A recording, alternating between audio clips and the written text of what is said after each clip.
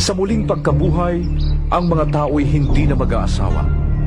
Sila'y magiging katulad na ng mga anghel sa langit. Tungkol naman sa muling pagkabuhay, hindi ba ninyo nabasa sa aklat ni Moises sa kasaysayan ng nagliliyab na mababang puno ang sinabi ng Diyos sa kanya? Ito ang sinabi niya: "Ako ang Diyos ni Abraham, Diyos ni Isaac, at Diyos ni Jacob." Ang Diyos ay hindi Diyos ng mga patay, kundi ng mga buhay.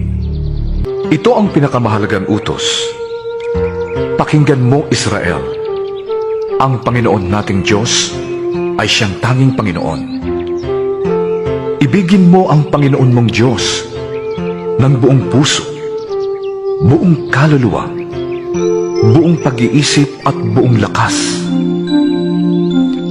Ito naman ang pangalawa. Ibigin mo ang iyong kapwa na gaya ng pag-ibig mo sa iyong sarili. Wala nang ibang utos na hihigit pa sa mga ito. Guro, iutos nga po ninyo sa kapatid kong ibigay niya sa akin ang bahagi ko sa aming mana. Sino ang naglagay sa akin bilang hukom o tagapaghati ng mana ninyo? Mag-ingat kayo sa lahat ng uri ng kasakiman, sapagkat ang buhay ng tao ay wala sa dami ng kanyang kayamanan. Isang mayaman ang umani ng sagana sa kanyang bukirin.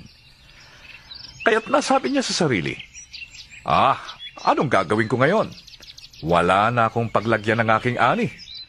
Ipagigiba ko ang aking mga kamalig at magpapatayo ako ng mas malalaki. Doon ko ilalagay ang aking ani at ibang ari-arian. Pagkatapos ay sasabihin ko sa aking sarili, hayan, marami ka nang naipon para sa mahabang panahon.